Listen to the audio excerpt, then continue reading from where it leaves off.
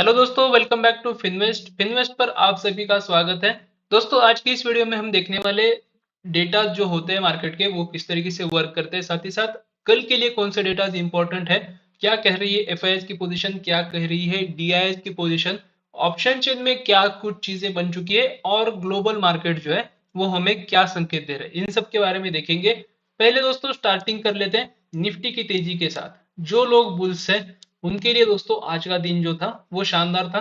हालांकि Nifty fifty जो था वो बहुत कुछ नहीं कर पाया, लेकिन आपके सामने मैं अगर बैंक निफ्टी का चार्ट लगा दूं तो आपको दिख रहा होगा कहीं ना कहीं हम 2% से ज्यादा की तेजी के साथ आज क्लोज किए। बहुत स्ट्रांग जो है इस क्लोजिंग को माना जाएगा। ठीक है, 1000 पॉइंट एक दिन में चल गया, जबकि गिर रहा था तब 700 पॉइंट 800 पॉइंट इस तरीके से फॉल हो रहा था। मुझे लगता है इस चीज को बुल्स जो है हल्के में तो नहीं लेंगे। ठीक है, ये जो हाथ में आई हुई बाजी है, कहीं ना कहीं इसको और इस बाजी को अपने साइड में खींचना चाहेंगे। चलिए चलते आगे। आज फिन निफ्टी के कंट्रीब्यूटर्स के पहले बारे में पहले देख लेते हैं, क्योंकि मैंने कल भी कहा था कि ये जो कंट्रीब्यूटर्स होते हैं वही कहीं ना कहीं इंडेक्स को अप या फिर डाउन खींचने में मदद करते हैं। क्योंकि इंडेक्स क्या होता है, सब कुछ इन्हीं के भरोसे होता है। ठीक है, इन्हीं का मिला के एक जो रिप्रेजेंटेटिव होता है उसे हम एक इंडेक्स कहते हैं। जैसे कि फिन निफ्टी के जो कंपोनेंट्स है वो है ये। ठीक है, ICICI bank, SBI bank, HDFC bank, PFC, Bajaj finance, REC limited, HDFC life, Bajaj Finserv, ये इस तरीके के। साथ ही साथ ये आईएक्स इस तरीके के हैं। उसी तरीके से बैंकिंग में बैंक निफ्टी के कौन कौन से हैं, ICICI bank, SBI bank, HDFC bank, axis bank, इस तरीके से। समझ गए? तो ये इंडेक्स को डिनोट करते हैं। समझे? अभी देखते हैं कंट्रीब्यूटर्स के बारे में फिन निफ्टी के। आईसीआईसीआई बैंक था सबसे अव्वल, जो कि 163 पॉइंट्स के आसपास की तेजी के साथ चल रहा था। SBI, HDFC bank, axis bank, PFC इस जगह तक देखेंगे, इससे नीचे के बहुत कुछ नहीं किया इन्होंने। ठीक है, एसबीआई कहीं ना कहीं 93 पॉइंट्स के आसपास तेज था। एचडीएफसी बैंक जो है वो भी 1% के आसपास की तेजी में था। लेकिन इसका जो वट होता है, ठीक है, इसका जो वजन है सबसे ज्यादा है, हाई वेटेड स्टॉक है ये। दैट्स वाई इसके जो पॉइंट्स है वो 1% पे भी ऑलमोस्ट ऑलमोस्ट 79 पॉइंट्स इसके कंट्रीब्यूट हो जाते हैं। अगर आप गिरावट में देखोगे तो सिर्फ और सिर्फ आईएक्स है, उसने भी सिर्फ और सिर्फ 1 पॉइंट के आसपास की गिरावट जो है कंट्रीब्यूट करी है। अगर हम निफ्टी फिफ्टी के अगर देखेंगे कंट्रीब्यूटर्स, तो आईसीआईसीआई बैंक यहाँ पे भी सबसे टॉप पे है। ठीक है, एसबीआई यहाँ पे सेकंड नंबर पे, फिर निफ्टी में भी सेकंड नंबर पे था। एचडीएफसी बैंक अगेन, तीनों के तीनों ये जो फर्स्ट स्टॉक्स है वो सब के सब आपको बैंक निफ्टी में भी दिखेंगे, निफ्टी फिफ्टी में भी दिखेंगे और फिन निफ्टी में भी दिखेंगे। समझ गए? चलिए, बीईएल था नेक्स्ट, एलटी, एक्सिस बैंक। ठीक है, बहुत सारे हैं। अगर हम गिरावट की बात करें, मंदी की बात करें, तो 21 पॉइंट्स के आसपास इन्फी ने यहाँ पे कहीं ना कहीं पे शो किए पॉइंट्स। भारतीय एयरटेल, टाटा मोटर्स और मारुति यहाँ तक कहीं ना कहीं पे गिरावट हमें दिखने को मिल रही थी। उसके बाद अगर हम बैंक निफ्टी के बारे में देखेंगे, तो बैंक निफ्टी में सेम चीज है, आईसीआईसीआई बैंक, एसबीआई बैंक और एचडीएफसी बैंक कहीं ना कहीं बहुत तेजी से ऊपर खींचने की कोशिश कर रहे थे। और वहीं पे इंडसइंड बैंक जो कि मामूली सी गिरावट में था, और बंधन बैंक जो कि और गिरने वाला है, वो कहीं ना कहीं नीचे खींचने की कोशिश कर रहे थे। समझ गए? अभी चलते हैं एफआईएसडीआई के डेटा पर। आपको अगर दिख रहा होगा दोस्तों, तो एफआईएस ने कैश मार्केट में आज भी 550 करोड़ के आसपास की बिकवाली करी। देखिए किस तरीके से मार्केट चलता है उसके बारे में मैं थोड़ा सा आपके साथ शेयर करता हूँ। ठीक है, मार्केट इस तरीके से चलते हैं। ठीक है, इसमें कहीं ना कहीं पे एक अपसाइड का लेवल आएगा, फिर डाउन साइड चलेगा, फिर अपसाइड जाएगा, फिर थोड़ा डाउन चलेगा, फिर अप, फिर डाउन। ठीक है, इस तरीके से मार्केट चलते हैं। दैट्स वाई ये जो कैश मार्केट का जो सेगमेंट है उसमें आपको दिख रहा होगा 550 करोड़ की सेलिंग है। ठीक, लेकिन वही अगर आप 2 दिन पहले की देख रहे होते, यानी कि पिछले फ्राइडे की भी देख रहे होते, तो कहीं ना कहीं 5,000 के आसपास की सेलिंग थी। वो क्यों थी?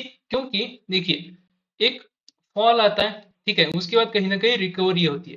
तो रिकवरी में वो क्या करेंगे, कम माल बेचेंगे। ठीक है, जैसे ही ये रिकवरी खत्म होने को आएगी और उन्हें लगेगा, एफआईज को क्या लगेगा कि यार चलो यहाँ पे बहुत अच्छी हमें सेलिंग प्राइस मिल रही है। ठीक है, सेलर्स के लिए ये सस्ता जोन होता है और बायर्स के लिए ये सस्ता जोन होता है।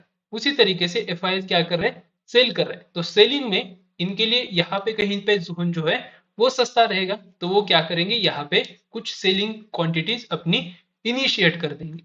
समझ गए? यही चीज वो अभी करने की कोशिश कर रहे हैं। देखते हैं आगे डीआईएस ने क्या किया है। 730 करोड़ के आसपास की बाइंग करी है। इंडेक्स फ्यूचर्स में अगर आप देखेंगे तो क्या किया है एफआईएस ने, 294 करोड़ के आसपास की बाइंग है। देखिए दोस्तों, कल के दिन में भी ऐसा ही कुछ हुआ था। मैंने क्या कहा था, पहले मैं प्रीवियस डे के ऊपर लेके चलता हूँ। देखिए इंडेक्स फ्यूचर्स, ठीक है, कल के देखिए, कल क्या किया था। निफ्टी 50 के जो इंडेक्स फ्यूचर्स थे 686 करोड़ के आसपास बाइंग थी। बैंक निफ्टी के 1995 करोड़, ठीक है, और उसी तरीके से फाइनेंशियल निफ्टी के 7.41 करोड़ के आसपास की सेलिंग थी। ठीक है, हमें क्या देखना है, देखिए यहाँ पे हम फिर से ऑप्शंस में चलते हैं, ठीक है, वो भी मैं आपके सामने शेयर करता हूँ। देखिए क्या किया था, निफ्टी 50 के 8,800 करोड़ के आसपास बाइंग करके गए थे फ्यूचर ऑप्शंस, ठीक है, निफ्टी बैंक के 21,000 करोड़ और निफ्टी 50 के फाइनेंस निफ्टी के 4,170 करोड़। क्या समझ रहा है दोस्तों इसमें? ठीक है, आपको क्या समझना है कि ये जो फ्यूचर्स आपको दिख रहे हैं 2700 करोड़ के आसपास के जो फ्यूचर्स आपके सामने इन्होंने क्या किए हैं, बाय करके गए। अभी फ्यूचर्स बाय कब होते हैं, जब तेजी करनी होती है, और फ्यूचर्स सेल कब होते हैं, जब गिरावट करनी होती है। समझ गए? अभी इसमें से इन्होंने क्या किया है, तो इंडेक्स को, इंडेक्स के जो फ्यूचर्स है उनको बाय करके गए। ठीक है, यहाँ पे जो ग्रीन दिख रहा है प्लस जो दिख रहा है वो हमें क्या संकेत दे रहा है कि कहीं ना कहीं बाय होके गया। ठीक है, जैसे ही बाय समझ में आता है तो हमें क्या देखना है, यहाँ पे जो स्टॉक इंडेक्स ऑप्शंस जो है उसमें हमें क्या दिख रहा है, सबसे ज्यादा बाइंग किस में है, तो बैंक निफ्टी में है। तो हमें समझना है कि यार यहाँ पे जो है कहीं ना कहीं पे मोमेंटम हो सकता है। सिंपल चीजें हैं। निफ्टी फाइनेंस में भी कहीं ना कहीं पे 4,000 करोड़ के आसपास की जो है बाइंग थी, लेकिन यहाँ पे जो दिखा रहा था इंडेक्स फ्यूचर्स में वो कहीं ना कहीं फाइनेंस निफ्टी के लिए 7.41 करोड़ के आसपास की सेलिंग दिखा रहा था। बैंक निफ्टी के लिए 1995 करोड़ के आसपास की बाइंग थी। दैट्स वाई आज जो है अच्छा खासा मोमेंटम हमें बैंक निफ्टी में दिखाई दिया। अभी सेम तरीके से अगर हम देखेंगे यहाँ पे क्या दिख रहा है, यहाँ पे क्या दिख रहा है वो इंपॉर्टेंट है। ठीक है, इसको मिस मत कीजिए। निफ्टी 50 में 517 करोड़ के आसपास की गिरावट है, यानी कि सेल करके गए हैं। निफ्टी बैंक में 830 करोड़ के आसपास की बाइंग करके गए फ्यूचर्स की। फिन निफ्टी 17.83 करोड़, और ये बाकी की चीजें मैं नहीं बताऊंगा।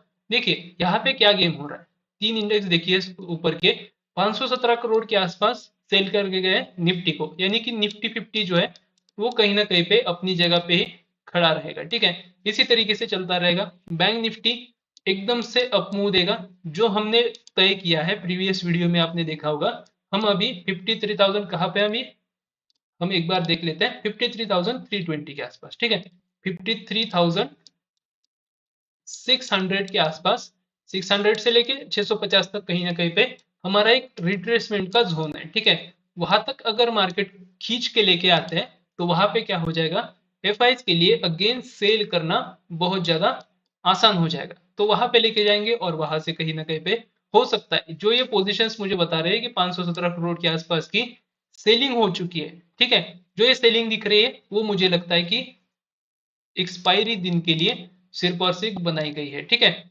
एक्सपायरी के दिन, कल के दिन आपको दिखाई देगा कि यहाँ पे जो 500 करोड़ है, या तो उसमें 1200 करोड़, ठीक है, या फिर 1500 करोड़ के आसपास सेलिंग हो चुकी है।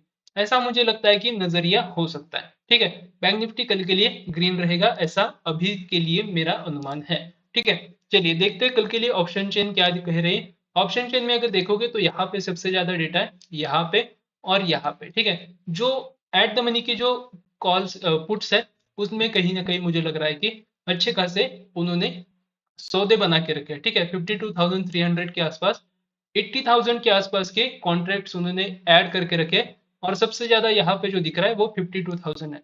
52,000 के नीचे मुझे लगता है कि कल के दिन में मार्केट नहीं आएगा। ये जो पूरा का पूरा प्रीमियम है इसको वो खा जाएंगे। समझ गए?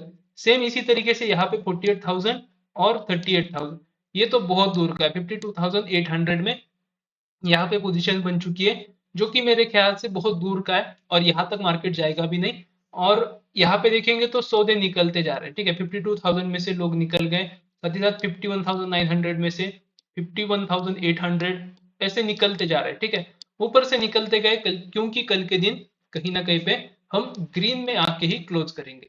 समझ गए?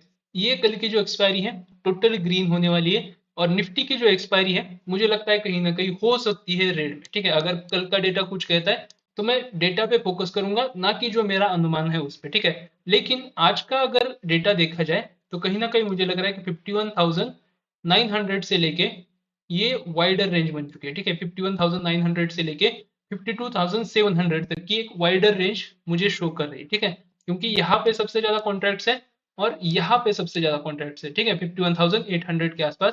अगर इनको जीरो करना है तो कहीं ना कहीं ये जो 42 का प्रीमियम है वो कहीं ना कहीं उन्होंने 150 के आसपास सेल किया होगा। सो ये 150 का प्रीमियम अगर उनको पूरा का पूरा चाहिए तो 51,800 के ऊपर ही कहीं ना कहीं पे उनको क्लोजिंग देना पड़ेगा, समझ गए। मुझे लगता है कहीं ना कहीं यही रेंज हो सकती है। अगर हम निफ्टी की बात करें, थोड़ा सा लंबा हो रहा है वीडियो गाइस, लेकिन कोई बात नहीं।